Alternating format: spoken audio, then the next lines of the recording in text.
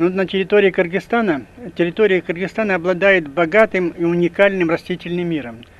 На нашей территории произрастает свыше 4100 видов растений, а экосистем, как вот писал Эмиль Джапарович Шукуров, у нас около 22. Ну, у нас представлены в основном все те экосистемы, то есть, значит, те растительные сообщества, которые встречаются на территории Центральной Азии. Это пустыни, степи, леса, еловые, орчевые, орехоплодовые, невальный пояс, можно дальше. Вот на этой таблице представлены не все, а основные экосистемы Кыргызстана. Указана их площадь, которую они занимают, и указано количество видов растений, которые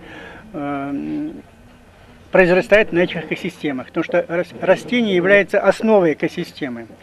Ну, как вот часто говорят, что леса являются наиболее богатой, наиболее уникальной, обладает уникальной флорой и фауной. Ну, к примеру, я вот привел данные за последние 50-60 лет всех данных литературных источников, сколько же видов в каждой экосистеме произрастает. Ну вот вы видите, что почти все экосистемы, не только леса, и степи, и пустыни, обладают высокой видовым разнообразием. Это говорит о том, что необходимо сохранять не только леса, но и сохранять все типы экосистемы Кыргызстана. Почему? Потому что эта экосистема является, собственно говоря, производителями жизни. Если не будет естественных экосистем, то не будет и жизни на Земле. Что экосистемы, можно дальше, экосистемы,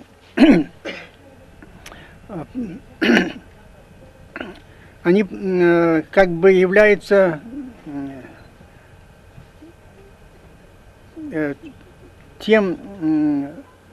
той базой, которая производит ежечасно, ежесекундно производит жизнь.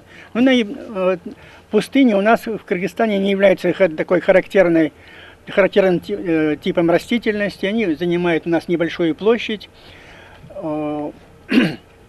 Они представлены у нас в основном на предгорьях основных хребтов, как в Северном, так и в Центральном и Западном Тянь-Шане.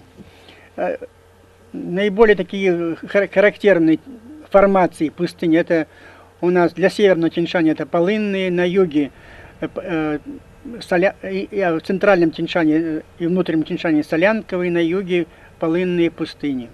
Дальше можно. Вот в этой фотографии представлена наиболее типичная часть предгорных пустынь Читкальского хребта. Это напротив как раз заповедника. Дальше можно. А какая растительность здесь? Здесь, да, но значит, можно назад вернуть. Да, вот, пожалуйста, здесь вот ремостахис желтенькие и полынь ферганская. Дальше. Наиболее широко распространенным типом растительности в Кыргызстане и, как бы сказать, экосистемы являются степи. Они занимают у нас около 26% всей территории Кыргызстана. Недаром нашу республику все, кто посещал ее, все русские ученые называли степной страной. Степи у нас представлены внизу, в долинной части, предгорьях. Это в основном мелкодерновинные типчаковые степи из овсяницы борозчатой, или как принято в Кыргызстане называть типчак. В высокогорье это в основном, дальше можно, в основном это, значит, криофитные степи. Вот это типичный участок из эндемичных видов тюльпанов, тюльпан Островского, тюльпан Колпаковского, тюльпан Островского красный, тюльпан желтый. Да, желтый это Островского. Колпаковского желтый, а красный Островского. Ну вот эти тюльпаны раньше покрывали, как я уже говорил раньше, что вот они территорию все за пределами дороги железной были покрыты вот такими, ранней весной, в марте, в апреле, вся долина была покрыта вот такими, в том числе тюльпанами Грейга. Можно дальше. Вот, значит, самый красиво цветущий у нас тюльпан в Кыргызстане, тюльпан Грейга. Это вот характерная особенность, пестрые листья у него, крупный такой цветок, да, цветок, можно дальше. Крефитные степи занимают небольшую территорию, это в основном в внутреннем Тяньшане, около озера Санкуль, Чатыркуль, Каракуджуре, в верховьях Сарыджаза, дальше можно. Это вот, крефитная степь в Атбашинской долине, Типчак, Фесту Касульката, в основном дальше, и полынь Тяньшанская. Саваноиды. Это южный вариант степей. Первые исследователи Кыргызстана называли их переднеазиатскими степями. В настоящее время по карте растительности Кыргызстана принято такое название саваноиды. Это для них характерны формации вот, бородача кровоостанавливающего, перья волосовидного, различных зонтичных. Наиболее широко саваноиды представлены в Чаткальской долине. Это вся долина Чаткальская покрыта саваноидами, такими вот южными вариантами степей из ферулы, прангаса. Дальше можно. Вот тут фотография из Чаткальской долины. Вот такие вот варианты, южных вариантов степи, саваноиды, которые формируют зонтичные в основном, ферула, прангасы. Дальше. Высокотравные луга – это результат деятельности антропогенного пресса человека. Они возникают в результате вырубки лесов, пастьбы скота, в основном сенокошения. Они характерны особенно для северного Кыргызстана, для Киргизского хребта, Тырскей, Таласского хребтов. Это хорошие сенокосные угодья. Можно дальше. Этот вариант не особенного прекрасного высокотравного луга, это Сарычелек. Вот результат того, что там в заповеднике у каждого хозяина имеется скот, они там целые у них гурты скота, вот они пасут их в заповеднике. Вот результат этого перевыпаса, вот разрастание плохо поедаемых растений, как щавеля конского. Дальше можно. Наиболее богато Кыргызстан это криофитными, среднетравными, как раньше называли, субальпийскими лугами. Это прекрасные летние пастбища, где издавна кыргызы пасли скот летом. Но в основном в настоящее время эти луга в результате бессистемного, многовекового неправильного использования, можно дальше, превратились в манжетковые и флемисовые луга. В этот участок Сарычелекского субальпийского луга, видите, разрастались плохо поедаемые растения, тоже это результат перевыпаса скота. Хоть и говорят, что там, значит, население обучают, население просит, население соблюдает. Этого нет. Я сам видел, как в самом заповеднике ходят и табуны лошадей, и гурты самого крупного скота. Ну вот результат того перевыпаса, это разрастание плохо поедаемых бузульников, вот желтые такие цветочки. Бузульник альпийский, этот самый альпийский.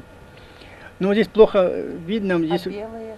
Белые это горец красивый, полигоном нитенс.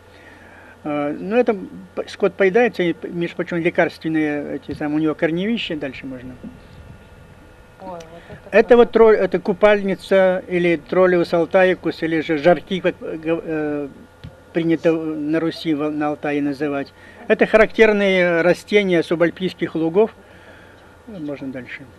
Она поедается скотом, но это результат тоже перевыпаса, разрастания этих самых троллиусов.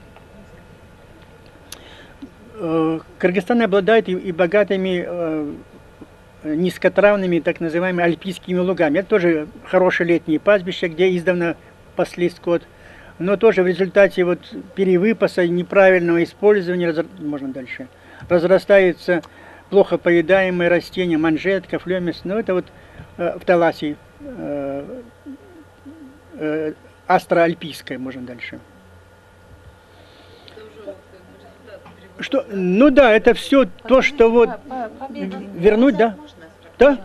Нет, Верну. помедленнее, давайте. Хорошо.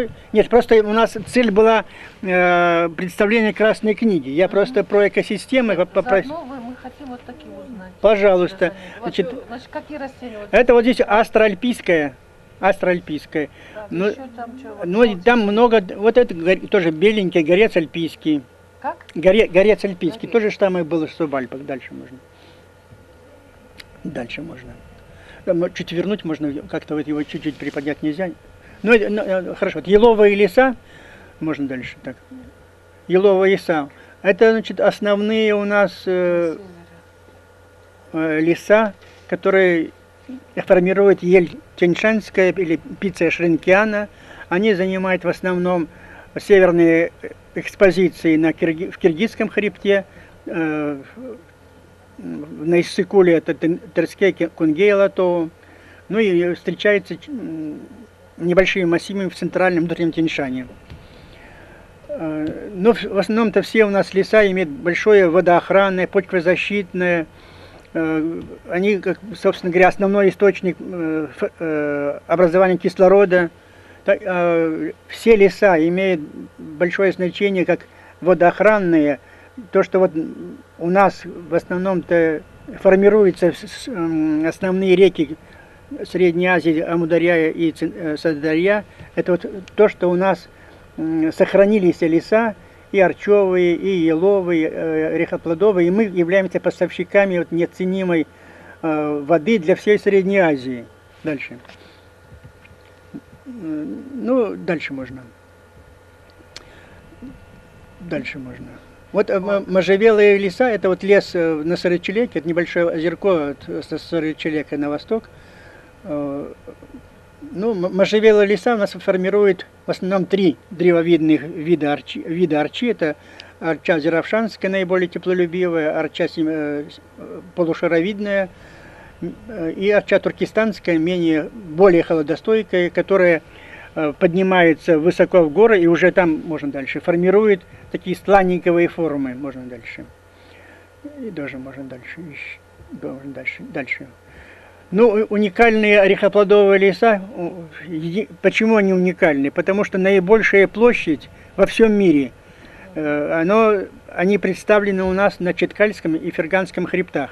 Уникальные, потому что больше нигде в мире нет таких естественных насаждений ореха грецкого и сопутствующих их видов, там, яблонь киргизов, барбариса, алачи.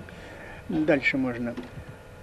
Ну, все, конечно, знают, что в чем, в чем ценность этих орехов. Они, собственно говоря, дают нам в основном это орехи, дают каповую древесину, которая почти уже все уничтожена благодаря нашим предпринимателям. Можно дальше.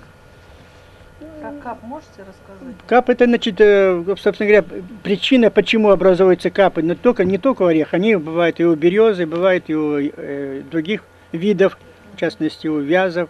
Это или повреждение точки роста, но точно неизвестно, почему это происходит.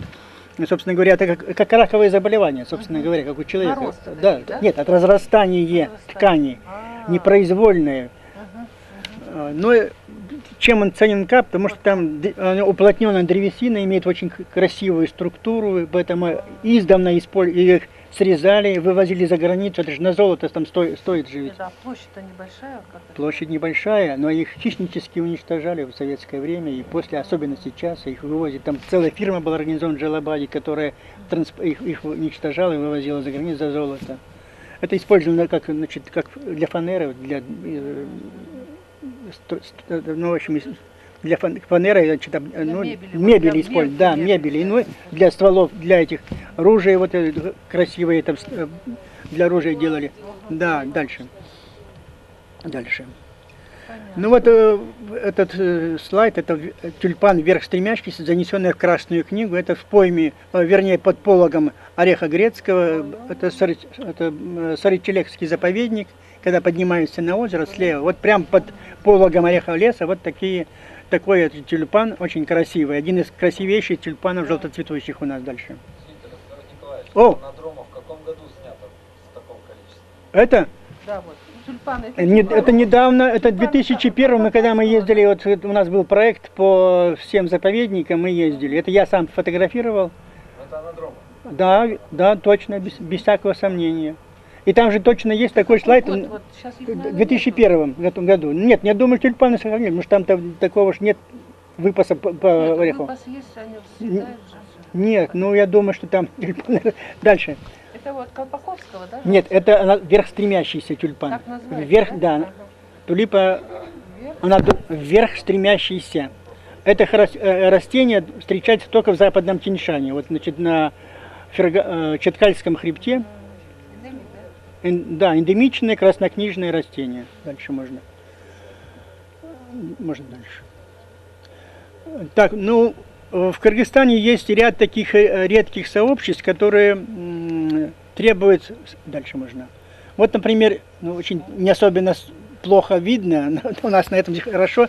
Это вот чайники.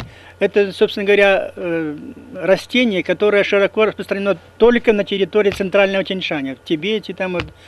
Еще Иван Васильевич Выходцев, наш академик, тот, который образовал наши институты, который, собственно говоря, первый описал все подробно растительные сообщества Кыргызстана. Он писал, что это уникальное сообщество вот этих чинников. Оно раньше было широко распространено у нас и в предгорьях Киргизского хребта, и во внутреннем Тяньшане. Особенно много было на Иссык-Куле, но в связи с тем, что они занимали пахотные земли, они почти полностью уничтожены. Остались небольшие островки вот на Иссык-Куле. И вот как раз стоит вопрос о том, чтобы нужно их заповедовать, чтобы сохранить потомкам, чтобы они представляли о том, что это такое за сообщество. Ну, раньше киргизы использовали это как чи. Для, вот да, вот то, что используют используют для подделки. Вот, да. Ну и для юрты, да. Дальше можно. Ну, кроме чайников, у нас есть такие тоже уникальные сообщества. На Иссык-Куле нитрарники, например. Тоже необходимо их, такие белые крупные цветы вдоль дороги. Прям целые как такие нитрария сибирика. Так что у нас есть тоже такие сообщества, которые необходимо в Кыргызстане сохранить. Дальше можно. Здесь что-то можно вернуться. Ну вот теперь стоит вопрос о том, в чем же дело, какие причины, собственно говоря, являются сокращают наше разнообразие. Ну вот главное, конечно, я считаю, что это у нас неправильное использование пастбищных угодий, что это многовековое бессистемное использование, когда вот около юрты беспрерывно толкется скот, а в настоящее время в связи с тем, что раздали все земли в частное пользование, что у каждого хозяина есть небольшая отара овец там, или крупного рогатого скота, он не может, как раньше, выгонять скот далеко за пределы села. Где-то были раньше у нас были такие пастбища отгонные, там, на Санкуле, на Сыртах, были на Сусамыре, когда целыми шли часами, когда вот едешь на Сусамыр, ехали раньше мы, невозможно было проехать, шел скот и везли его. А сейчас все толкутся около сел. Поэтому происходит, ну, собственно говоря, выбивает все, что около села, как присельские пастбища. Вот это вот бессистемное использование, что частник не может организовать пастбище оборот, является основным следствием того, что у нас происходит истощение наших природных ресурсов, погибает биоразнообразие. Ну, в нашей лаборатории, в частности, вот еще при Иване Васильевиче Выходцеве, целые меры разрабатывали мы для того, чтобы сохранить наши прекрасные пастбища, сенокосы. Были меры по увеличению их продуктивности. У нас были, много было этих самых рекомендаций. И Кирниш разрабатывал эти рекомендации, как правильно использовать как значит, сохранить и улучшить продуктивность. Значит, там рекомендовали мы целый ряд мероприятий, в частности, пастбищеоборота, внесение минеральных удобрений. Были прекрасные, значит, работы по использованию гуминовых удобрений. То есть гуминовые — это те угли, которые, разложившись с добавкой минеральных вещества, и вот вносили мы эти гуминовые удобрения в северном склоне Киргизского хребта. Там главное, что в этих вот в Альпах, в альпийском поясе, на высоте 3500-3000 метров, не хватает тепла. При внесении гуминовых удобрений, когда рассыпает их, это образуется такое темное, ну, как говоря, покров, и притягивает солнце, и вот, значит, эти низкотравные альпийские луга превращали мы в прекрасные сенокосы. Дальше можно. Значит, можно дальше. Значит, чтобы восстановить и сохранить нашу уникальную природу, мы считаем, что необходимо создавать заповедники как можно больше, национальные парки, довести их примерно до 10, хотя бы в ближайшем будущем, до 10%. Только заповедование в настоящее время является гарантом того, что мы сохраним наше биоразнообразие. Можно дальше. Так, можно второй доклад. Второй. Там, где, кто у нас там? Второй можно доклад. А? Но мы не в курсе. Значит, а второй доклад будет посвящен... А? Пожалуйста. Значит, второй у нас доклад... Нет, дальше там второй у нас есть по Красной книге. Вот это тут, да? Нет, да посмотри, там Красная книга должна быть. Вот Вот он, да? Да.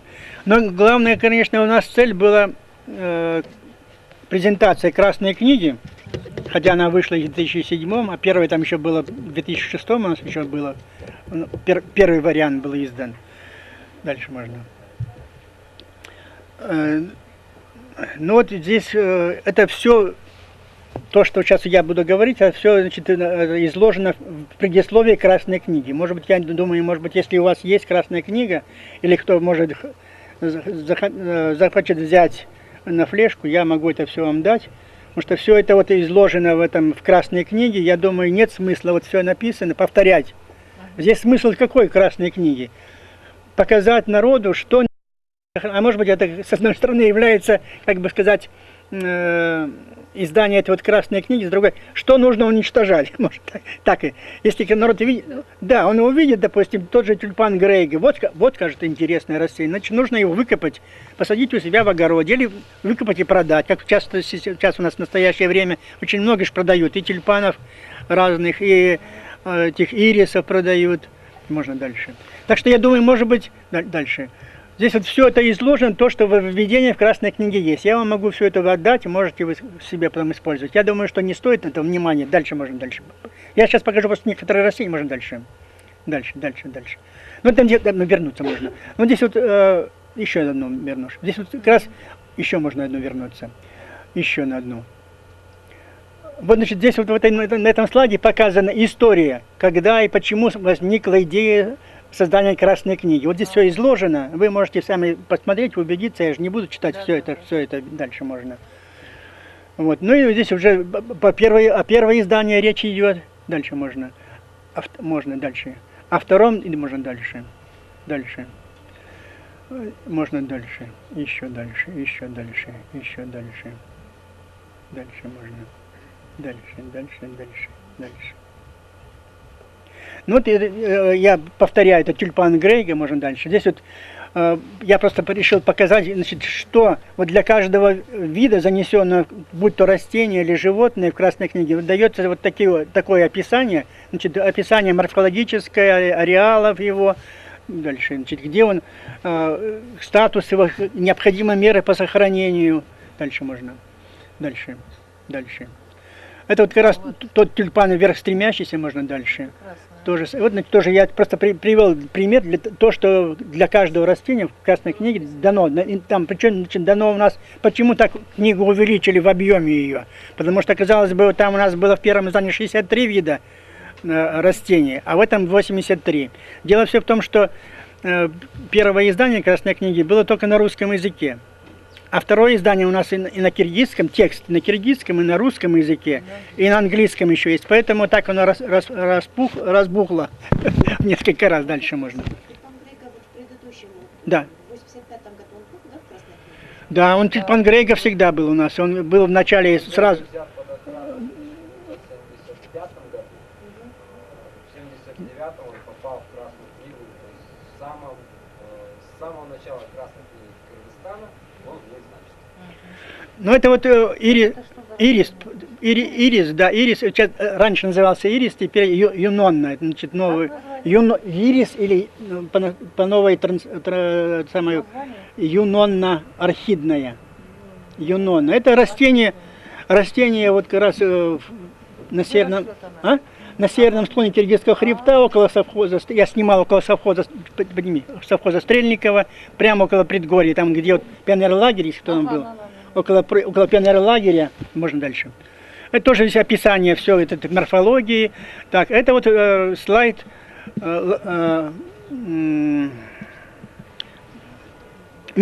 слайд Мелько. Это как раз это растение очень эндемичное растение Алайской долины. Дальше. Прострел Костычева только встречается в Алайской долине. Вот как раз это. Где еще? Нет, но я говорю на территории Кыргызстана. Так, можно дальше. Для Кыргызстана. Для Киргизстана. Знаете, такой вот есть на Иссыкуле, такие большие, как одуванчики, вот они весной прям, даже. Какого цвета? Да вот как одуванчик, когда уже семена после, выпрашивают, да. как Семена вот называется? эти, шапки. Высокий такой шар, он большой такой. Ну, для сушит его, Для чего? ну, вот не надо в вазу ставить в сухом виде. Ну, знаете вы. Дима, ты знаешь, что такое-то? Вот этот На Иссыкуле, я что-то не представляю, что там на Иссыкуле крупная шапка. Лук, что ли, какой-нибудь? Козлобородник, судя по Козлобородник? никто не может сказать, какие у него листья там. листья, По- само вот оно выглядит, я не помню, листья как будто. Ну какой она сама, На как? нем, как вот одуванчик, когда цветет, вот Да. такую шапочку. Ну он какого цвета? Он сероватый, если сказать. Цветет. Не плоды, шапочка. Цветет, я не видела, никто не видит, как он цветет. А вот как Ну, наверное, если Козлобородник. козлобородник, ну, должен быть розоватый, должна быть, да, цвет у Нет, него? они видели его только В фазе плодоношения. как одуванчик, но больше раз. Да.